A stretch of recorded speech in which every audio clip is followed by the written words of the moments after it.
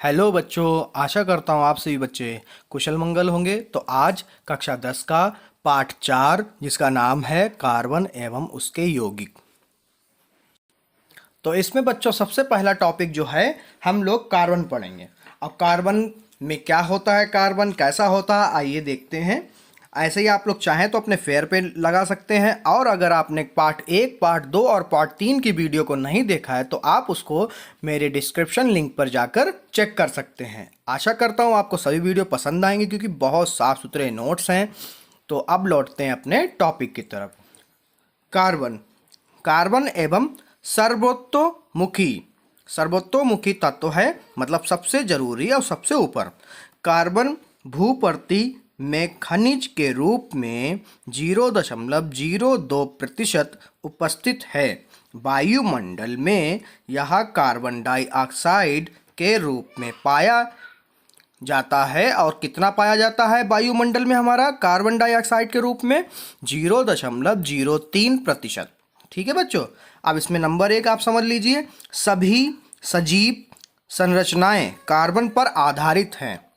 जितनी भी सजीव संरचनाएं होंगी वो सब किस पर आधारित होंगी? कार्बन पे बच्चों, ठीक है। और नंबर 2, कागज, प्लास्टिक, चमड़े और रबड़ में कार्बन होता है। ठीक है, यहाँ पर आपका कार्बन खत्म हुआ। अब हम लोग एक नया टॉपिक देखेंगे जिसका नाम है कार्बन में आबंधन संयोजी आबंध। ठीक है, अगर इसको कहो तो कार्बन में आबंधन भी पढ़ सकते हैं या फिर संयोजी आबंध भी पढ़ सकते हैं। तो दोनों नाम है, जो आपको अच्छा लगे या जो आपकी बुक में हो उसको लिखिएगा अपनी कॉपी पर। सहसंयोजी आबंध। सहसंयोजी आबंध क्या है? दो परमाणु के बीच इलेक्ट्रॉन के एक युग्म की साझेदारी के बनने वाले आबंध सहसंयोजी आबंध कहलाते हैं। आप समझ रहे हैं बच्चों? दो परमाणुओं के बीच इलेक्ट्रॉनों के एक युग्म की साझेदारी से बनने वाले आबंध को सहसंयोजी आबंध कहलाते हैं। मतलब कितने की साझेदारी होनी चाहिए बच्चों? एक युग्म की। कितने की? एक युग्म की। आगे देखते हैं बच्चों, कार्बन के कुछ यौगिकों के गलनांक एवं क्वथनांक। यौगिक कौन कौन से हैं मैंने इधर लिख दिए हैं, गलनांक भी इधर लिखे हैं और क्वथनांक भी उनके लिखे हुए हैं। जैसे यौगिक में पहला है एसिटिक एसिड, यानी इसका सूत्र क्या होता है? अणुसूत्र CH3COOH। इसका गलनांक जो है, जो केल्विन में दिया है, वो होगा 290। कितना होगा बच्चों? 290। अब क्वथनांक इसका कितना होगा? 391। ठीक है, ऐसा ही है क्लोरोफॉर्म। क्लोरोफॉर्म का कितना है? क्या अणुसूत्र होता है देख लीजिए, यहाँ सीख लीजिए इसको, CHCl3। इसका गलनांक होगा 209, क्वथनांक होगा 334। एथेनॉल बहुत इंपॉर्टेंट है इस लेसन के लिए। क्या है? एथेनॉल। एथेनॉल का अणुसूत्र क्या है? CH3CH2OH। इसका गलनांक होगा 156 और क्वथनांक होगा 351। ऐसे ही बच्चों मेथेन का है। मेथेन का अणुसूत्र होता है CH4। इसका गलनांक होता है 90 और क्वथनांक होता है 111। ठीक है बच्चों, इसको समझ लीजिए। अगला टॉपिक है हमारा, कार्बन उत्कृष्ट गैस विन्यास कैसे प्राप्त करता है। जो कार्बन है वो उत्कृष्ट गैस विन्यास कैसे प्राप्त कर लेता है, आइए वो भी समझ लेते हैं। कार्बन की परमाणु संख्या 6 है। आप ये ध्यान रखिए, कोई भी आपसे पूछे कार्बन की परमाणु संख्या कितनी होती तो आप कहेंगे 6। इससे एक बहुविकल्पी भी बन सकता है, ठीक है, उसके लिए ध्यान रखिए। तथा इलेक्ट्रॉनिक विन्यास C6। अब 6 है तो 6 नीचे आएगा, और इसका इलेक्ट्रॉनिक विन्यास क्या होगा? 2 और 4। पहले 2 और फिर 4। ठीक है, फिर एक पॉइंट है उसको ध्यान से देखिए। उत्कृष्ट गैस विन्यास को प्राप्त करने के लिए नंबर 1 क्या क्या होना चाहिए हमारा? उत्कृष्ट गैस विन्यास को प्राप्त करने के लिए कार्बन का परमाणु 4 इलेक्ट्रॉन प्राप्त कर सकता है। जो कार्बन का परमाणु है कितने इलेक्ट्रॉन प्राप्त कर सकता है बच्चों? देखिए 4। परंतु नाभिक के लिए 4 अतिरिक्त इलेक्ट्रॉन धारण करना कठिन है। अब जो नाभिक है उसके लिए 4 अतिरिक्त इलेक्ट्रॉन प्राप्त करना कठिन हो जाता है। नंबर 2 में देखिए, कार्बन का परमाणु 4 इलेक्ट्रॉन छोड़ सकता है। कितने छोड़ सकता है? 4। परंतु इसके लिए अत्यधिक ऊर्जा की आवश्यकता होगी। तो अगर इसको छुड़ाना है तो इसके लिए हमें अत्यधिक ऊर्जा की आवश्यकता पड़ेगी। ठीक है बच्चों। उसके बाद में नंबर 3, इस प्रकार कार्बन के परमाणु के लिए 4 इलेक्ट्रॉनिक या इलेक्ट्रॉन प्राप्त करना या खो देना अत्यंत कठिन होता है, क्योंकि इतनी ऊर्जा मुश्किल है मिलना, इसलिए इसको 4 इलेक्ट्रॉन खोना माना जाता है या बहुत कठिन माना जाता है।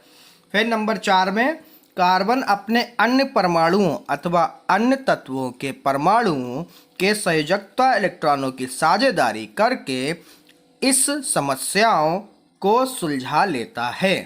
ठीक है बच्चों, अगर ना समझ में आ रहा हो तो ये पॉइंट जो है आपका बहुत इंपॉर्टेंट है बच्चों। ठीक है, ये कई बार पेपरों में पूछा गया है और आपके हाफ ईयरली में कई बार पूछा जाता है, हर बार ही पूछा जाता है, तो इसको बहुत ध्यान से देख लीजिए आप लोग। ठीक है, अब हमारा नंबर 5 जो है उसको भी ध्यान से देखिए। हाइड्रोजन, ऑक्सीजन, नाइट्रोजन एवं क्लोरीन जैसे तत्व के परमाणु इलेक्ट्रॉन साझेदारी करने में सक्षम हैं। ये कुछ ऐसे तत्व हैं जो साझेदारी करने के लिए बिल्कुल सक्षम हैं। अब हम पढ़ेंगे कार्बन के अपर रूप, जैसे नंबर 1 में हीरा, फिर ग्रेफाइट, फिर फुलरीन। ठीक है, ये भी बहुत इंपॉर्टेंट है। उसमें पूछते हैं कार्बन के अपर रूप क्या होते हैं, तो आप डालेंगे कार्बन के अपर रूप मुख्यतः 3 प्रकार के होते हैं। नंबर 1 हीरा, नंबर 2 ग्रेफाइट, नंबर 3 फुलरीन। ठीक है, अब तो बच्चों सबसे पहले हम लोग अपर रूप में हीरा को पढ़ते हैं। ठीक है, अब हीरा क्या होता है, पहले आपको मैंने 3 पॉइंटों में इधर समझाने की कोशिश की है। ये 3 पॉइंट बहुत सरल हैं बच्चों, इनमें से 2 या तीनों याद हो सकते हैं तो तीनों याद कर लीजिए, पेपरों के लिए बहुत इंपॉर्टेंट हैं। ठीक है, नंबर 1, हीरा एवं ग्रेफाइट दोनों ही कार्बन के परमाणुओं से बने हैं। इन अपर रूपों के रासायनिक गुण एक समान होते हैं, लेकिन भौतिक गुणधर्म भिन्न होते हैं। इनके जो परमाणुओं के अपर रूप हैं वो रासायनिक गुण तो एक जैसे हैं, परंतु भौतिक गुण अलग होते हैं। ठीक है, यानी अगर कहने के सीधे सीधे तात्पर्य निकाले, हीरा एवं ग्रेफाइट के रासायनिक गुण समान तथा भौतिक गुण असमान या भिन्न होते हैं। नंबर 2 में क्या देखते हैं, नंबर 2 में हम देखेंगे हीरे में कार्बन का प्रत्येक परमाणु कार्बन के 4 अन्य परमाणुओं के साथ आवंधित होता है, जिससे एक दृढ़ त्रिआयामी संरचना बनती है। ठीक है, कार्बन के जो 4 परमाणु हैं उन चारों परमाणुओं से एक संरचना बन जाती है आवंधित। ठीक है, खूब उलझी हुई, खूब ठोस, जिससे एक दृढ़ त्रिआयामी संरचना बनती है। ठीक है बच्चों, नंबर 3 पॉइंट, ग्रेफाइट में कार्बन के प्रत्येक परमाणु का आवंध कार्बन के 3 अन्य परमाणुओं के साथ एक ही तल पर होता है। ठीक है, समझ रहे हैं बच्चों? नहीं समझ रहे वीडियो को रोक दीजिए, समझ लीजिए पहले, जिससे षटकोणीय व्यू मिलता है। ग्रेफाइट की संरचना में षटकोणीय तल एवं दूसरे के ऊपर व्यवस्थित होते हैं। ठीक है, मतलब इसमें मैंने आपको 2 चीज़ें समझाई हैं। वो 2 चीज़ें क्या हैं, पहला मैंने हीरे के बारे में समझाया, इसमें मैंने ग्रेफाइट के बारे में समझाया है। ठीक है बच्चों, अब हम लोग पढ़ते हैं। यहाँ पे संरचना चित्र है, आप लोग स्लाइड में शो कर रहा होगा, ध्यान से देख लीजिए, ऐसी संरचना होती है।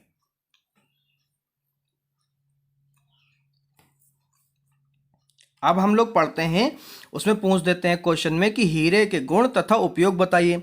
तो हीरे के गुण में प्रमुख गुण कौन कौन से? नंबर 1, यह पारदर्शक एवं अत्यभुत चमक वाला ठोस पदार्थ है। इसकी चमक बहुत होती है और इसको आर पार देखा जा सकता है इससे।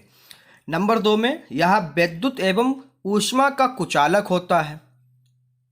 नंबर 3, यह सभी विलायकों में आघूलनशील है।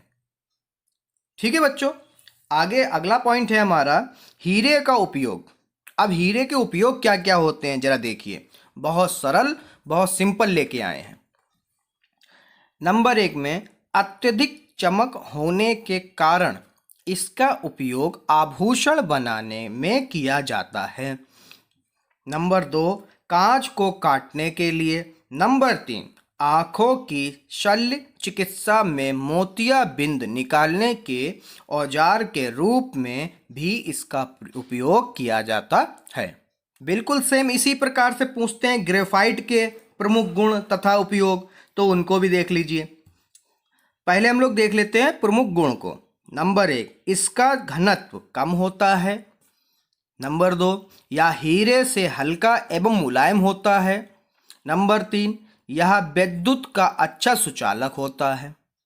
ठीक है बच्चों, ग्रेफाइट के उपयोग नंबर 1, सेलों के इलेक्ट्रोड बनाने के रूप में, जो सेल नहीं होते बैटरी वाले, वही वाले।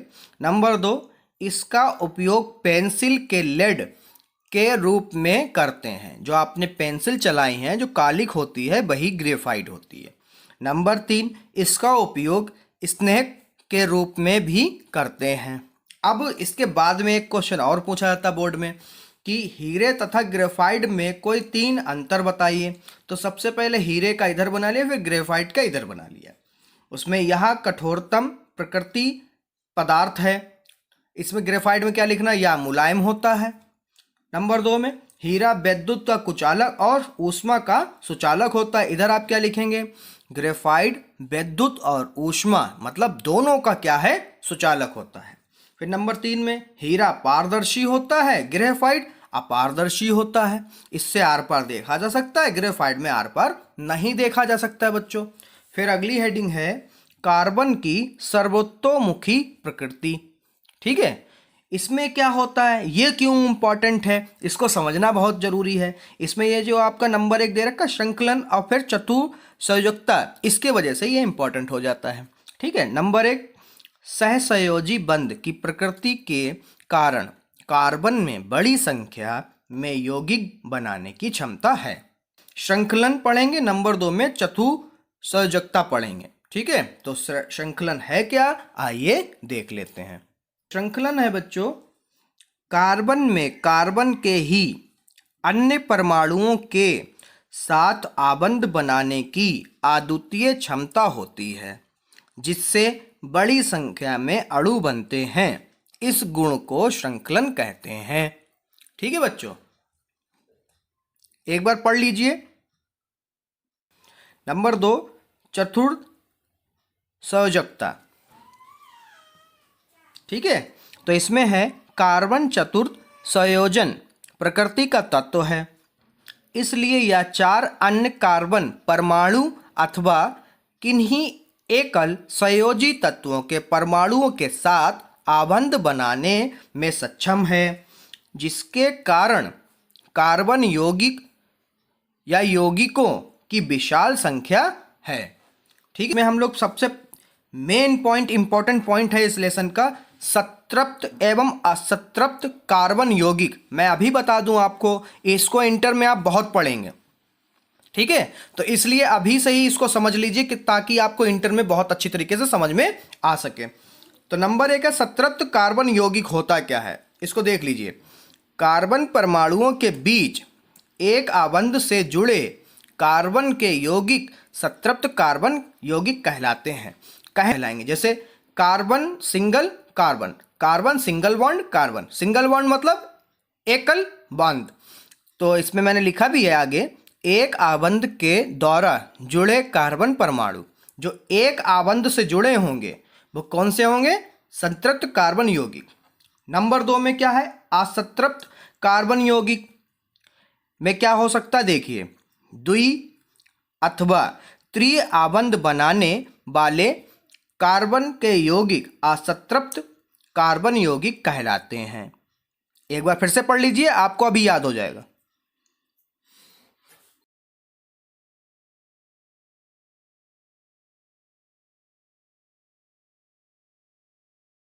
है संरचनात्मक समवयव वे यौगिक जिनके आणविक सूत्र तो समान होते हैं परंतु संरचना भिन्न होती है, संरचनात्मक समवयव कहलाते हैं।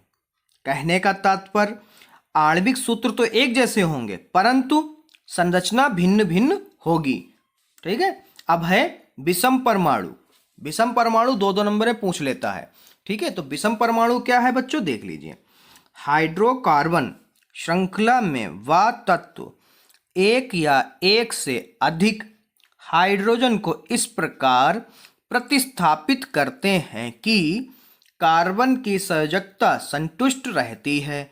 ऐसे तत्वों को विषम परमाणु कहते हैं। अगर नहीं समझ में आया तो एक बार वीडियो को रोक लीजिए और फिर पढ़ लीजिए। अगला टॉपिक है प्रकारात्मक समूह। ये क्या होता है? या विषम परमाणु या भिन्न या विभिन्न परमाणुओं का समूह जो कार्बन यौगिकों को अभिक्रियाशीलता तथा विशिष्ट गुण प्रदान करते हैं प्रकार्यात्मक समूह कहलाते हैं। अगला टॉपिक, अगली हेडिंग है बेटा समजातीय श्रेणी। समजातीय श्रेणी क्या है वो देख लीजिए। ये आपको अगर आप किताब पढ़ेंगे तो उसमें बहुत बड़े बड़े दिए हुए हैं और मैंने इसमें आपके सिर्फ 3 से 4 लाइनों में ख़त्म कर दिया है। इसका उदाहरण होता है एल्कोहल। एल्कोहल का सूत्र क्या होता है? CH3OH। अब एल्कोहल से बच्चे कुछ समझ भी रहे होंगे, यही नशा पान, ठीक है, जिसमें होता है। उसमें क्या सूत्र है? इसका अणुसूत्र ध्यान रखिए बेटा, CH3OH, लास्ट का OH क्या है? एल्कोहल, ठीक है, समूह है उसका। अब देख लिए समजातीय श्रेणी की विशेषताएं। अब समजातीय श्रेणी की विशेषताएं क्या होती हैं? नंबर 1, समजातीय श्रेणी के उत्तरोत्तर सदस्यों में सिंगल बॉन्ड CH2 का अंतर तथा 14 द्रव्यमान इकाई का अंतर होता है। नंबर 2 में इन सदस्यों को प्रकारात्मक समूह विशिष्टताएं प्रदान करता है। फलस्वरूप ये सदस्य समान रासायनिक गुणधर्म तथा भिन्न भौतिक गुणधर्म दर्शाते हैं। नंबर 3 में सदस्यों के अणु द्रव्यमान में अंतर होने के कारण इनके भौतिक गुणधर्मों में अंतर आता है। ठीक है बच्चों। नंबर 4 में हम देखेंगे अणु द्रव्यमान के बढ़ने के कारण सदस्यों का गलनांक एवं क्वथनांक भी बढ़ता है। जब उसका द्रव्यमान बढ़े तो उसका गलनांक एवं क्वथनांक नॉर्मल सी बात है, बढ़ेगा। ठीक है। अगला टॉपिक हमारा कार्बन यौगिकों की नाम पद्धति। ये क्या है इसको समझ लीजिए, क्योंकि इसी से IUPAC आप निकालना सीखेंगे। किसी समजातीय श्रेणी में यौगिकों के नामों का आधार बेसिक कार्बन की उन मूल श्रृंखलाओं पर आधारित होता है जिसको प्रकार्यात्मक समूह की प्रकृति के अनुसार पूर्व लग्न या उपसर्ग, अनुलग्न या प्रत्यय के द्वारा संशोधित किया जा गया है। मतलब पूर्व लग्न यानी उपसर्ग और अनुलग्न यानी प्रत्यय, यह आपने हिंदी में पढ़ा होगा, तो आप लोग जानते भी होंगे। अब चलते हैं आगे। तो बेटा हम लोगों ने पिछले पॉइंट में अभी हमने क्या पढ़ा था बच्चों? कार्बन यौगिकों की नाम पद्धति। ये देख रहे हैं आप। इसका मैंने इधर आपको समझा दिया कि पूर्व लग्न और अनुलग्न क्या होता है। अब इसका हम पहला पॉइंट जो है समझेंगे, जो कि है क्या? नंबर 1, किसी हाइड्रोकार्बन का नाम लिखने के लिए इसके नाम को 2 भागों से मिलाकर बनाया जाता है। किसी भी हाइड्रोकार्बन का हम नाम लिखते हैं तो उसमें 2 नामों को मिलाकर बनाया जाता है। जैसे कि नंबर 1 में है मूलाक्षर, नंबर 2 में है प्राथमिक अनुलग्न। नंबर 1 में बच्चों, ठीक है, नंबर 2 में ऐसे ही। जैसे हाइड्रोकार्बन का नाम अगर हम लोग निकालें तो कैसे निकालेंगे? मूलाक्षर प्लस प्राथमिक अनुलग्न। अब इसमें हम लोग पढ़ेंगे कि सबसे पहले ये मूलाक्षर है क्या। तो मूलाक्षर है क्या? कार्बन यौगिक में उपस्थित कार्बन की संख्या के अनुसार ज्ञात किया जाता है। ये किससे हम लोग पता करते हैं? जो कार्बन में उपस्थित कार्बनों की संख्या होती है हम लोग उससे पता करते हैं। जैसे कार्बन की संख्या इधर दी हुई है और मूलाक्षर इधर दिए हैं, मूलाक्षर इधर दिए हैं। तो C1, इसमें कार्बन की कितनी संख्या है? 1 के लिए जब कार्बन की 1 संख्या होगी तो क्या आएगा? मेथ। जब कार्बन की 2 संख्या होगी तो क्या आएगा? एथ। जब कार्बन की 3 संख्या तो बच्चों प्रोप। और जब 4 होगी तो ब्यूट। जब 5 होगी तो पेंट। जब 6 होगी तो हेक्स। और जब 7 होगी तो हेप्ट। और हम लोग कक्षा 10 में C1 से यानी कार्बन संख्या 1 से कार्बन संख्या 7 तक ही पढ़ते हैं। अब उसके बाद में आता नंबर 2 में क्या है? प्राथमिक अनुलग्न। तो प्राथमिक अनुलग्न क्या होता है आइए देखते हैं। हाइड्रोकार्बन में उपस्थित एकल आबंध, द्विआबंध व त्रिआबंध के अनुसार प्राथमिक अनुलग्न निर्धारित करते हैं, जो मैंने अभी पीछे आपको संतृप्त एवं अनसंतृप्त में पढ़ाया था। तो बंध कितने प्रकार के होते हैं? 3 प्रकार के। कितने प्रकार के बच्चों? 3 प्रकार के। नंबर 1 एकल बंध यानी सिंगल बॉन्ड। द्विबंध मतलब डबल बॉन्ड, और त्रिबंध मतलब ट्रिपल बॉन्ड। तो प्राथमिक अनुलग्न में जो एकल बंध होंगे उसको हम लोग कहेंगे एन, द्विबंध को कहेंगे इन, त्रिबंध को कहेंगे आइन। जैसे मैंने पीछे बताया भी था कि एथाइन आया था, उसलिए हमने ट्रिपल बॉन्ड उसमें लगाया था। ठीक है बच्चों, अगला पॉइंट है हमारा कि इनको जोड़ा कैसे जाता है। जैसे प्राथमिक प्लस मूलाक्षर अनुलग्न, ठीक है, ये आगे पीछे भी हो सकते हैं। जैसे पहला है CH4 का नाम, तो CH4 का नाम क्या होगा? तो कार्बन की संख्या इसमें कितनी है? 1। अब कार्बन की संख्या जब 1 होती तो हम लोग क्या लेते हैं, अभी मैंने आपको बताया भी था, क्या लेंगे? मेथ। और जो कि मुझे पता है ये कितने बॉन्ड हैं, C है, तो इसमें कितने होंगे? Single bond. कितना होगा बच्चों? Single bond. और सिंगल बॉन्ड के लिए क्या लेते हैं? एन। क्या लेंगे बच्चों? एन। ठीक है, अब यहां पर क्या है, सबसे पहले सिंगल बॉन्ड, कार्बन की संख्या 1, और फिर है सिंगल बॉन्ड, तो 1 के लिए होता है मेथ, ठीक है बच्चों, प्लस, और सिंगल बॉन्ड के लिए एन। तो इसमें निकलेगा क्या? मेथ और ए की मात्रा मेथे और पीछे न, तो क्या हो गया? मेथेन। तो यहां पर हम लोग क्या लिखेंगे बच्चों? मेथेन। अब आप लोग ये सोच रहे होंगे कि सर सिंगल बॉन्ड और डबल बॉन्ड अपने इसमें कैसे पता किया? तो मैंने आपको पीछे टॉपिक एक पढ़ाया था, संतृप्त एवं असंतृप्त, तो वहां पे समझ लीजिए। ठीक है बच्चों, अगर नहीं ध्यान समझा। अब हमारा C2H6, तो इसकी पहले संरचना हम लोग बना लेते हैं। C कितने होने चाहिए? 2, 1 और ये 2। H कितने हैं? 6, 1 2 3 4 5 और 6 हो गए। अब सभी में देखिए सिंगल बॉन्ड है, कितने हैं? सिंगल बॉन्ड, सब में एकल बंध है। अब इसमें हम लोग क्या करेंगे, देखिए, अब एकल बंध है तो आपको पहले तो कार्बन की संख्या देखनी पड़े, कितनी है बच्चों? 2। कितने कार्बन है? 2, और 2 के लिए क्या आता है? 8। ठीक है, प्लस, अब सिंगल बॉन्ड है, सिंगल बॉन्ड के लिए आपको पता ही है क्या आना चाहिए? एन। क्या आएगा? एन। तो क्या हो गया बेटा? एथेन। क्या हो गया? एथेन। ठीक है बच्चों, ये नाम हम यहां पर लिख देते हैं, एथेन। अब अगला है हमारा C3H8। अब इसकी कैसे हम लोग निकालेंगे IUPAC नेम, वो भी देख लीजिए। तो इसमें बच्चों में 3 और H कितने हैं? 8, तो C3 है तो 3 बना लेते हैं, 1 2 और ये 3। सब में सिंगल बॉन्ड दे रहे हैं क्योंकि सिंगल बॉन्ड है। अब उसके बाद में 1H 2H 3H 4H 5H और ये 6, ये 7 और ये 8, सब में 8 होगा। देखिए सब में सिंगल बॉन्ड है, सब में क्या है बच्चों? Single bond. तो आप सभी बच्चे देख लो, C मतलब कार्बन की संख्या कितनी है? 3। तो कार्बन की संख्या कितनी है? 3। और हमारे बंध कितने? सब में 1 1 हैं, तो यहाँ पे 1 लिखो। और कार्बन 3 होंगे तो हम लोग क्या लिख सकते हैं? यहाँ पर देखिए जरा, जब कार्बन 3 हो तो हम लोग लिख सकते हैं प्रोप। क्या लिख सकते हैं? प्रोप। तो यहाँ पे लिखेंगे प्रोप, और प्लस, अब ये किस समूह का है? एन। किस समूह का? एन। तो क्या हो जाएगा? प्रोपेन।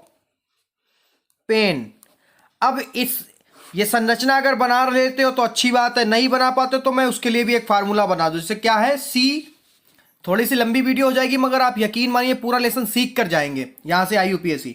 तो यहां पर कितना है? C कितना है? 1, यानी CH4। इसको कैसे निकालो, कैसे पता करो कि सिंगल बॉन्ड है या डबल बॉन्ड है? तो उसके लिए एक सूत्र नीचे लिखा हुआ है, इसको देख लीजिए ध्यान से। एल्केन का सामान्य सूत्र होता है CnH2n+2। कैसे? यहां पर लिखो, सूत्र लिख लो, CnH2n+2। ठीक है, इसमें एकल बंध होगा। इसमें क्या होगा? एकल बंध होगा, एवं प्राथमिक अनुलग्न क्या होगा? एन। अब इसमें हम लोग कैसे पता लगाएंगे, देखिए जरा, तीनों मैं फिर से रिपीट कर। अब इसमें CN का मतलब है, इसमें C यानी कार्बन की कितनी संख्या? 1। कितनी है? 1। और H 2 गुणे 1 + 2, तो कितना आ रहा बच्चों? देखिए, C 1 तो लिखा नहीं जाता है, छोड़िए उसको, H और 2 1 2 और 2 4, कितने हो गए? 4। मतलब ये चीज फिर से आ गई, यानी ये किसमें है? एन। यानी कितना है? सिंगल बॉन्ड है, एन आएगा इसमें। और जो कि सिंगल बॉन्ड के लिए मतलब कार्बन की संख्या 1 है तो क्या आएगा? मेथ, और एन की ए की मात्रा और ना खाली, तो क्या हो गया इसका नाम? मेथेन। ऐसे ही हम लोग अगला पता लगा लेते हैं। अगला क्या है? C2H6। अब इसमें चेक करने के लिए ये वाला फार्मूला रहा, ये वाला फार्मूला यहाँ पे लिख दो, CnH2n+2। देख लीजिए, सी की संख्या कितनी है कार्बन की? 2। H अब यहाँ पर 2 और कार्बन की संख्या थी 2 और +2। चलो ये चेक कर लो, C2 और H 2 दूना 4 और 2 6।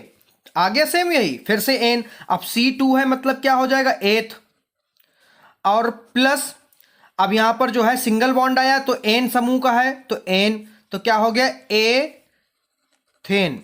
से हम लोग C3H8 का भी निकालेंगे। इसका क्या है फार्मूला? सेम यही वाला रखो, पता करना है, CnH2n+2। ठीक है। अब C कार्बन की संख्या 3 है, 2 गुणे 3 + 2। चलिए C2H 2 3 6, 6 और 2 8, फिर से यही नंबर आ गया ना। तो यानी कि C2, अब C3 माफ करिए 3 है, C3 के लिए क्या है? प्रोप प्लस, अब जो कि हम लोग ये अगर फार्मूले के हिसाब से हमारा सामान्य सूत्र एल्केन होता है तो क्या लगाएंगे? एन। तो क्या हो जाएगा बच्चों? प्रोपेन। ठीक है, तीनों फिर से हम लोगों ने पता कर लिया। तो इसका क्या नाम आया निकल के? प्रोपेन। प्रोपेन। ठीक है, अगला हम लोग पता लगाएंगे, उसके लिए देख लीजिए, आप संरचना से नहीं इसी सूत्र से कराएंगे, इससे आपको समझ में आ सकता है। ठीक है बच्चों, बहुत आसानी से। इसमें क्या है हमारा अगला पॉइंट है हमारा, यहाँ पर पॉइंट बना लो वरना आप कंफ्यूजन होंगे, क्योंकि सूत्र मैंने नीचे लिखा है। C2H4 का नाम, अब C2H4 का नाम पता लगाना, फिर C4H8 का नाम। यहाँ पर क्या है? एल्कीन का सामान्य सूत्र CnH2n, इसमें द्विआबंध होगा एवं प्राथमिक अनुलग्न ईन होगा। ठीक है, अगर ये सूत्र हमारा, इस सूत्र से ये नंबर आ जाता है तो हमारा इसमें कितने बंध होंगे? द्विआबंध होंगे, और इसमें प्राथमिक अनुलग्न क्या हो जाएगा? ईन। ठीक है, तो चलिए 2 ही दिए हैं, दोनों पता लगा लेते हैं हम लोग। चलिए बच्चों इसको लगाते हैं पता। तो C कार्बन की संख्या इधर 2 है तो N हो गया हमारा 2, H 2 गुणे 2, तो क्या आ जाएगा? C2H 2 दूनी 4, यानी ये नंबर बन सकता है। ठीक है, तो इसमें हमारी कार्बन की संख्या है 2, तो कार्बन की संख्या जब 2 होती तो क्या होता हमारा? 8। ठीक है, पीछे अगर वो सारणी आपने याद नहीं की तो बच्चों याद कर लीजिए। ठीक है, एथ होगा, और उसके बाद में हमारे द्विबंध है, और द्विबंध के लिए क्या होता है? द्विआबंध है के लिए ईन। क्या, कौन सा समूह? ईन। तो यहाँ पे लगाएंगे ईन, तो क्या हो जाएगा? एथ और छोटी ई की मात्रा ई, एथी, और ना क्या हो जाएगा? एथीन। तो इसका क्या नाम आया बच्चों निकल कर? एथीन। अगला हम लोग बच्चों पता लगा लेते हैं, लिख लेते हैं। अब इसमें क्या है बच्चों हमारा, इसमें सूत्र फिर से लिख लेते हैं। तो यहाँ पर नॉर्मली पता चल रहा है 4 दूनी 8। ठीक है, तो यहाँ पे लिखेंगे CnH2n, फिर भी हम लोग चेक कर लेते हैं। कार्बन संख्या 4, H 2 गुणा 4। ठीक है, तो हमारा निकल के आ गया C4H 2 चक्कू 8। ठीक है, तो यहाँ पर कार्बन की संख्या हमारी 4 है। अब 4 के लिए हम लोग क्या लिख सकते हैं? यहाँ पर देखिए, C4 के लिए हम लोग लिखते हैं ब्यूट, तो यहाँ पे लिखेंगे ब्यूट प्लस, अब ईन समूह का है तो ईन लिखेंगे, तो इधर हो जाएगा ब्यूट, और टा में छोटी मात्रा टी, और ना खाली, अरे छोटी ई की मात्रा नहीं बच्चों, बड़ी ई की लगेगी, माफ़ करिएगा बच्चों, बहुत देर से वीडियो बना रहे हैं, इस वजह से थोड़ा सा डिस्टर्ब है और बाहर शोर शराबा भी हो रहा है। ठीक है बच्चों, तो यहाँ पर होगा ब्यूट, अब बड़ी की मात्रा, ठीक है, ब्यूटीन। क्या हो जाएगा बच्चों? ब्यूटीन। तो इसका क्या निकल गया? ब्यूटीन। ठीक है, अब सूत्र के हिसाब से हम लोगों ने पता लगाया था। अगला क्या है? अगला टॉपिक देख लीजिए, अगले हम लोग कैसे पता लगाएंगे? C2H2 का नाम पता लगाना है IUPAC, फिर C5H8 का नाम, और इसमें क्या है? एल्काइन। कौन सा समूह है? एल्काइन का सामान्य सूत्र होता है CN, क्या सूत्र होता है बच्चों? CnH2n-2। इसमें त्रिआबंध होगा, प्राथमिक अनुलग्न आयन होगा। इसके बाद में यहाँ पे लिखा भी आगे एक नोट पॉइंट, इस प्रकार सभी साधारण हाइड्रोकार्बनों के नाम लिखे जा सकते हैं। ये तीन ही आप लोग पढ़ेंगे। पहला क्या है? एन, फिर इन और फिर आइन। चलिए इनके पता लगाते हैं। तो सबसे पहले इसका पता लगाते हैं। एन का मतलब कार्बनों की संख्या कितनी है? 2, तो 2 गुण H 2 गुणे 2 घटा 2। ठीक है, अब आ जाएगा हमारा C2H, दो दूने चार, चार माइनस दो, आगे आ जाएगा C2H, चार में से दो गया दो, ठीक है। तो चार में से दो गया दो, यानी यहां पर भी दो, देखिए है, ये आपको पकड़ने के लिए मैंने बताया था, थोड़ा सा घुमाया था क्वेश्चन को, ठीक है। आगे अब हमारा इसमें जो है पता चल गया, इसमें त्रिआबंध है, कितने हैं, त्रिआबंध। तो इसमें कितने बॉन्ड होंगे, तीन। तो तीन बॉन्ड कैसे आएंगे, जरा मैं ये भी बता दूं आपको, C ट्रिपल बॉन्ड, C, फिर सिंगल बॉन्ड और फिर सिंगल बॉन्ड, इस तरह से, ठीक है। मैंने ये पीछे बताया भी था, आपको ध्यान होगा अगर आपने ध्यान से वीडियो देख रहे हैं। तो इसके बाद में हम लोग देखेंगे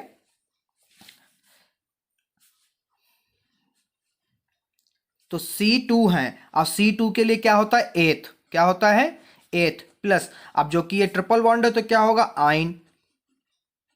तो क्या हो जाएगा आपका, एथ, था में बड़ी मात्रा था, और छोटी ई और ना, छोटी ई और ना, क्या हो जाएगा, एथाइन। क्या हो जाएगा बच्चों, एथाइन। तो यहाँ पे लिखेंगे, बिल्कुल सही है, चेक कर लिया मैंने, एथाइन, ठीक है। उसके बाद में ये वाला निकालते हैं C5H8।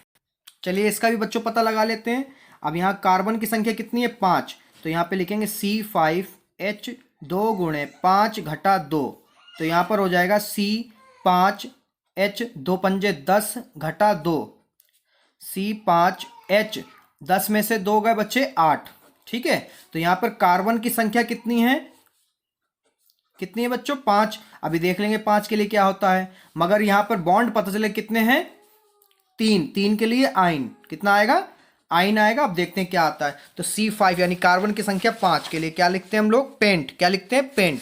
तो यहां पे लिखेंगे पेंट, और इसका आप लोग निकालेंगे तो क्या हो जाएगा, पेन, बड़ा आ की डंडा और इन, पेंटाइन, ठीक है, क्या आ गया, पेंटाइन। तो यहां पे लिख लेते हैं पेंटाइन, ठीक है बच्चों। अब आगे चलते हैं। अब इसमें एक चीज इंपॉर्टेंट और होती है, जो होते हैं यौगिक कौन कौन से होंगे, जिसमें किसी में एल्कोहल आएगा, ऑल आएगा, किसी में आइन आएगा, किसी में कीटोन आएगा, ये सब आएगा। तो ये साइड में आपको एक चित्र शो हो रहा है, इसको ध्यान से वीडियो को रोककर ध्यान से पढ़ लीजिए, क्योंकि IUPAC इनके अलावा कुछ परिवार से रिलेटेड आते हैं, वो कुछ परिवार आप लोग देख लीजिए, ठीक है। और IUPAC की मैं अलग से एक वीडियो बना दूंगा, उसमें भी आप लोग देख लीजिएगा, ठीक है, उसमें समझ लीजिएगा। मैं पूरी कोशिश करूंगा अभी तक जितने भी IUPAC पूछेंगे वो सारे के सारे उस वीडियो में सम्मिलित हो सके। अगला टॉपिक है बच्चों हमारा कार्बन यौगिकों के रासायनिक गुणधर्म, दहन। सबसे पहला इसमें हम पढ़ेंगे दहन। कार्बन ऑक्सीजन में दहन करके ऊष्मा एवं प्रकाश के साथ कार्बन डाइऑक्साइड देता है। अब देखिए हमने क्या लिया, CH4 यानी ये गैस है, और फिर इसमें ले लिया ऑक्सीजन, कितनी ले ली, 2।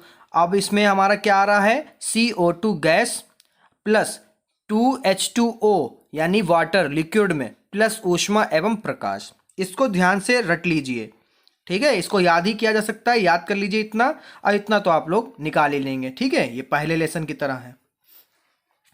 फिर इसमें हम लोग पढ़ेंगे ऑक्सीकरण। ऑक्सीकरण में बता दूं, यह आपका इंटर में भी आएगा, ठीक है, तो यहीं से ध्यान से पढ़ लीजिए ताकि आपको उसमें ऐसा लगे कि पढ़ा हुआ। जब टीचर कहता है ये पढ़ा था आप लोगों ने, तो बच्चे कुछ छत की तरफ देखने लगते हैं कि पता नहीं पढ़ा नहीं पढ़ा। तो देख लीजिए पढ़ते हैं आप लोग मगर ध्यान नहीं रखते हैं, ध्यान रखें इस चीजों को।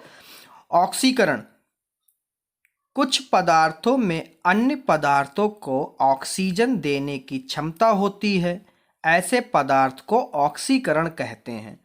नॉर्मल सी छोटी सी बात मैंने आपसे कही है, क्या होता है, कुछ पदार्थ ऐसे होते हैं जिसमें ऑक्सीजन देने की क्षमता होती है, उनको हम लोग क्या कहेंगे, उन पदार्थों को ऑक्सीकरण। जैसे क्षारीय में मैंने लिया है पोटेशियम परमैंगनेट, क्या लिया है, परमैंगनेट, तो इसका सूत्र अणुसूत्र क्या होता है, KMnO4। ऐसे अम्लीकृत में पोटेशियम डाइक्रोमेट K2Cr2 और O7, या आप लोग संकलन अभिक्रिया, ये क्या होता है, आइए देखते हैं। निकेल पेल्टियम या प्लेटिनियम, ठीक है, की उपस्थिति में असंतृप्त हाइड्रोकार्बन हाइड्रोजन के साथ जुड़कर संतृप्त हाइड्रोकार्बन निर्मित करते हैं। इस प्रक्रिया या इस प्रक्रम द्वारा वनस्पति तेल को वनस्पति घी में परिवर्तित किया जाता है। जैसे कि मैंने क्या लिखा है, इसमें एक रिएक्शन भी दी है जिसमें आपको समझ सके आप लोग। वनस्पति तेल लिया प्लस हाइड्रोजन दिया, यानी हाइड्रोकार्बन दिया या हाइड्रोजन देंगे, फिर उसमें निकेल, और कितना टेम्परेचर होना चाहिए, कितना केल्विन टेम्परेचर होना चाहिए, 473। और क्या हमें मिल जाएगा, वनस्पति घी मिल जाएगा। ठीक है, आगे हम लोग देखते हैं बच्चों प्रतिस्थापन अभिक्रिया। ये नया टॉपिक है आपका, जो बीच में लिखा हो आप लोग समझ लीजिए, नया टॉपिक है। संतृप्त हाइड्रोकार्बन अत्यधिक अनभिकृत होते हैं तथा अधिकांश अभिकर्मकों की उपस्थिति में अक्रिय होते हैं। जैसा कि हालांकि सूर्य के प्रकाश की उपस्थिति में अति तीव्र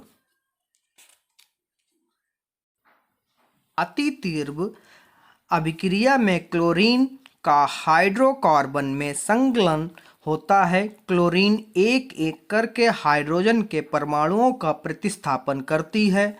इसको प्रतिस्थापन अभिक्रिया कहते हैं। कुछ महत्वपूर्ण कार्बन यौगिक एथेनॉल तथा एथेनॉइक अम्ल, ये पूछ लेते हैं, तो इसको जरा ध्यान से देख लीजिए कि होता क्या है। ये पहले तो इसी को समझ लीजिए।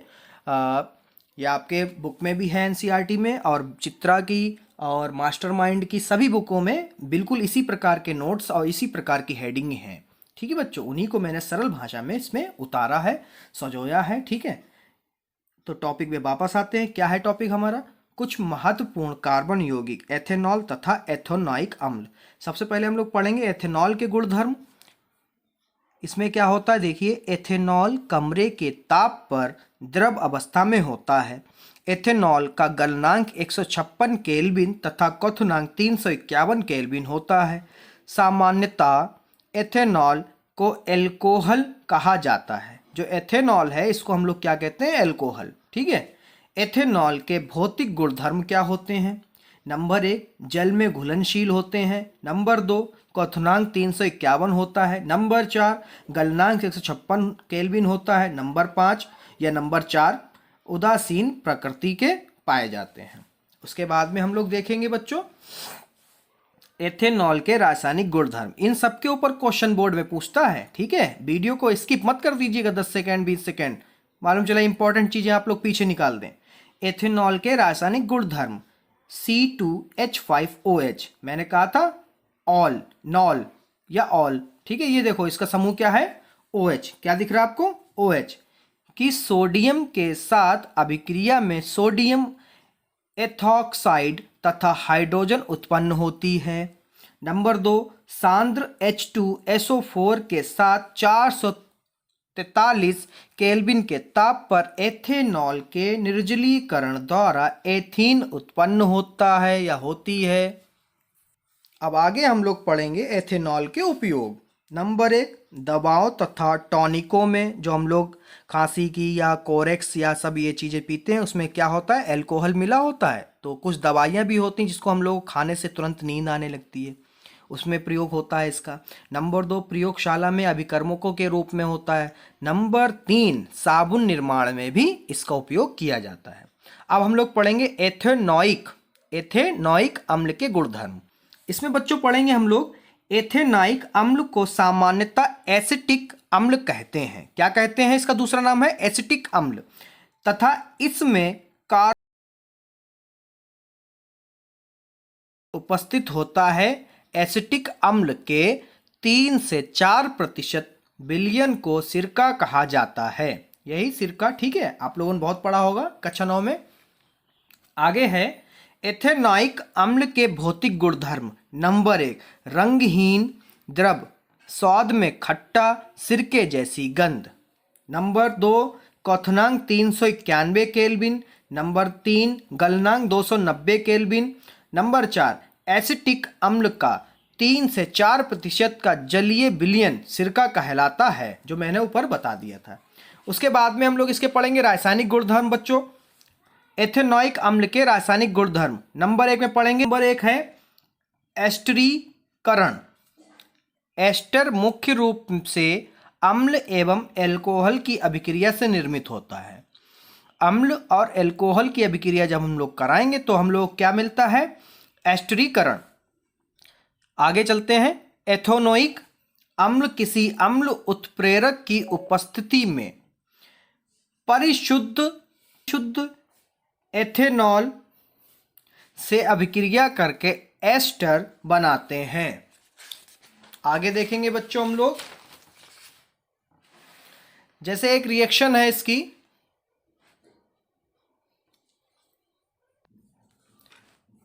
इसको हम लोग रिएक्शन के तौर पर देख लेते हैं। सबसे पहले CH3COOH यानी ये क्या है, एसिटिक अम्ल। उसके बाद में C2H5OH ये क्या है, एथेनॉल।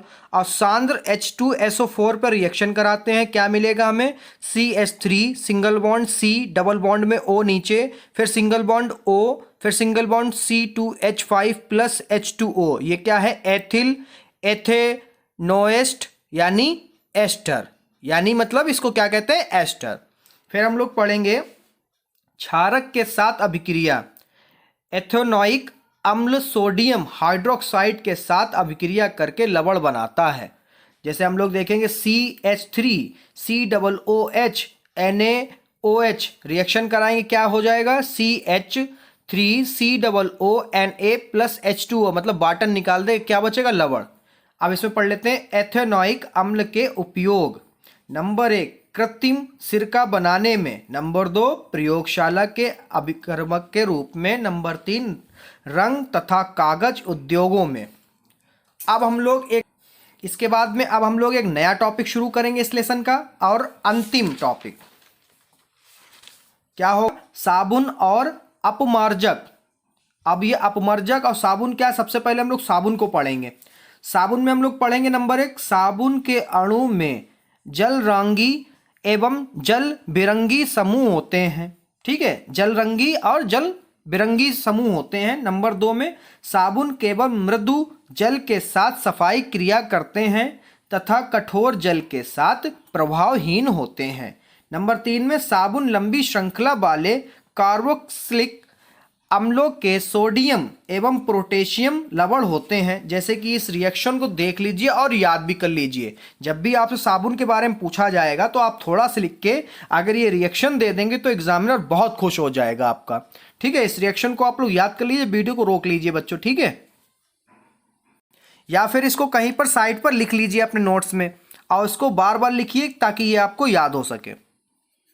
अब साबुन के बाद पढ़ेंगे हम लोग अपमार्जक को। अब यह अपमार्जक क्या है देखिए, लंबी श्रृंखला वाले कार्बोक्सिलिक अम्ल के अमोनिया या अमोनियम एवं सल्फोनेट लवण होते हैं। अपमार्जक मृदु तथा कठोर जल के साथ सफाई प्रक्रिया करते हैं। अभी मैंने पीछे आपको साबुन में बताया था जल रांगी व जल बिरांगी क्या होता है उसको समझ लीजिए। ठीक है, साबुन में पढ़ाया था ये आपको। साबुन के अणु ऐसे होते हैं जिनके दोनों सिरों के विभिन्न गुणधर्म होते हैं। जल में विलय एक सिरे को जलरागी कहते हैं तथा हाइड्रोकार्बन में विलय दूसरे सिरे को जल बिरंगी या बिरागी कहते हैं। अब इसमें हम लोग यहाँ पर ये अपमार्जक खत्म होता है। अब हम लोग पढ़ेंगे मिसेल।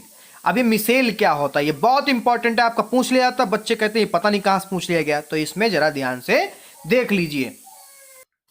अब देखिए बच्चों, मिसेल में जल के अंदर अणुओं की एक विशेष व्यवस्था जिससे इसका हाइड्रोकार्बन सिरा जल के बाहर बना होता है, ऐसा अणुओं का बड़ा गुच्छा बनने के कारण होता है, जिसमें जल बिरांगी पूंछ गुच्छे की आंतरिक हिस्से में होती है, जबकि उसका आयनिक सिरा गुच्छे की सतह पर होता है। इस संरचना को मिसेल कहते हैं। जैसे आप ये साइड में चित्र आ रहा होगा, उसको देखिए रोक के वीडियो को और समझ लीजिए। ठीक है, अगला पॉइंट है हमारा साबुन की सफाई प्रक्रिया कैसे होती है। देखिए, नंबर 1 अधिकांश मेल तेलीय होते हैं तथा जल बिरांगी छोर इस मेल के साथ जुड़ जाता है। नंबर 2 जल के अणु जलरांगी छोर पर साबुन के अणु को घेर लेते हैं। नंबर 3 फलस्वरूप साबुन के अणु मिसेली संरचना बनाते हैं, जिसके कारण हमारी सफाई हो जाती है। यह लेसन यहीं पर समाप्त होता है। अगर आप